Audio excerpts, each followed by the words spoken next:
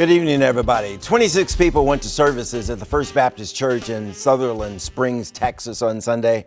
They never made it home from service. A gunman shot up the church, the youngest victim, only 18 months old. 26 people dead. Another 20 worshipers were wounded by a young guy who had a beef with his mother-in-law, it seems. We need to talk about the gun violence in this country again tonight. By any measure, the numbers are just breathtaking. Consider this: Las Vegas, 59 people dead. Pulse nightclub, 49 people dead. Virginia Tech, 32 people died. Sandy Hook, 27 killed. And just this past weekend, Southerland Springs, Texas, 26 more people dead. Now, before we get to our panel, we want to hear from you. Some, but not all, of the places of worship have armed security. Would you feel safer with an armed guard at your place of worship? You can vote right now, WUSA9.com/vote, or on the WUSA9 app. This panel has some strong and different views on how to stop the gun violence. They don't agree, and that's okay. We need to talk and we need to listen. But is to do nothing an option? That's my question. Evan Young with the Young Republicans of Montgomery County, Josh Horwitz with the Coalition to Stop Violence, and Rick Holzer, local developer and a Republican, also one of my Facebook friends. We reached out to the National Rifle Association. The organization chose not to participate in our discussion. Not the first time they turned us down. Gentlemen, can we stop this carnage, or is it something we have just got to come to grips with and live with? One person decides, take a gun, take us out. Look, we have to do something. Inaction is not an option here. We have an America now where we have shootouts on our local streets and our churches. That's not a country we want to live in. That we can't live in a country like that.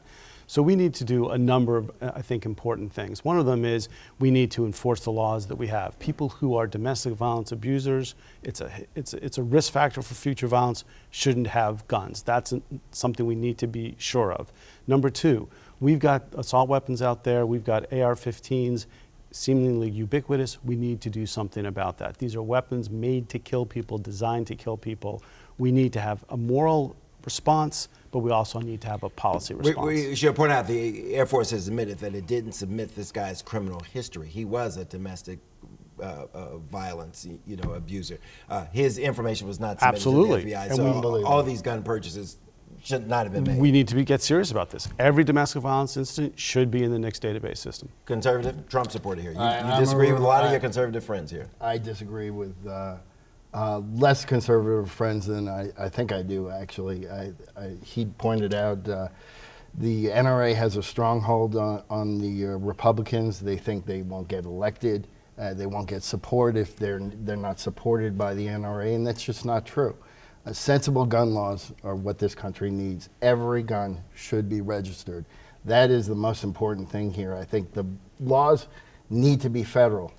Gun advocates, gun lovers like to point out that Chicago is run amok with violence and people are getting their guns elsewhere because there's no ironclad federal law, no ironclad registrations for handguns. We register 300 million cars. Why can't we register 300 million guns? And have insurance on those guns. And have too. insurance on them. And should your gun get stolen, you have to report it. And anything that's an impediment would be good. Gun training needs to happen as well. And lots of that stuff exists in Maryland already. So, but looking at what actually occurred here in Texas, Texas Penal Code 4604, this person should not have had this gun. I think we've all said that someone with a history of domestic violence, someone that's been convicted of assault in Texas, if you was convicted of assault, specifically in that code, assaulting someone within your own household, it was his wife and daughter, he should not have been able to purchase that gun. He lied on the background check for the gun in 2016 that he purchased, and then now as we're just finding out, the Air Force didn't even report it. So yes, we can pass all the laws we want. We could pass 100 new laws tomorrow, but if the people responsible for carrying those out, the Air Force doesn't report that, and he can subvert a background check by as easily as just not checking the box. Who's going to commit a crime? I just agree thinks with not that, checking but the it box has will to be work. done on a federal level.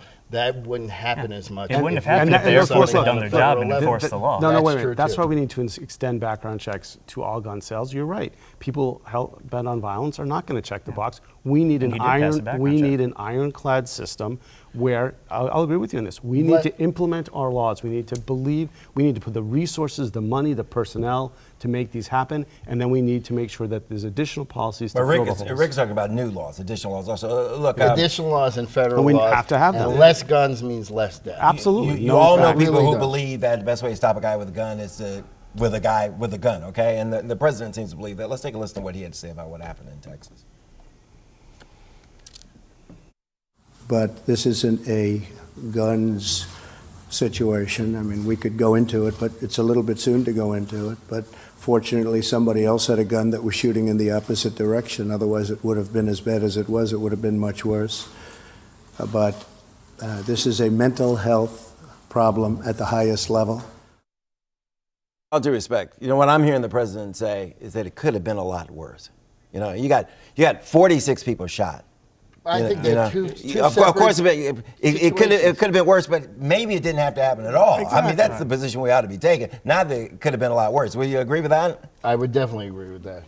Look, I think that the thing is that if the America we live in is that 46 people have to get shot, 26 people have to die before somebody shows up with a firearm, the good guy with the gun, This is the first that's insanity. incidents I've heard of. It's just insanity. A big mass shooting that had been stopped or staved off But further violence with a gun. The deed was done. But let me ask you this. this. A gun in the home Can you think of one law that you and people that think like you, you know, conservatives, who would be willing to go along with we that were we could get mentioning past? it sort of before we came on air, I think a little bit afterwards, but the stolen gun issue. If a gun's stolen, you know, I don't care. If a gun is stolen, you Democrat, have to report it to the law. It's your responsibility to report it stolen. When we're talking about common sense, that's common sense, I think. But as we see Democrats run to Twitter right after a shooting happens, blames the NRA because the Air Force didn't report a stolen gun. That's not common sense. They're not taking it seriously. We're not interested in blaming and playing politics here. Yeah. We've We're got two interested conservatives. in prevention. Huh? You This can't happen have armed again. protection at your place of worship, right? Well,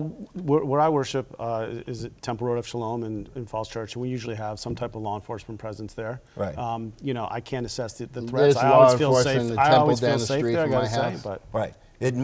Yeah, well, in Maryland, I mean, it's most likely the people that would be armed at church are the ones doing it illegally. Okay. All right.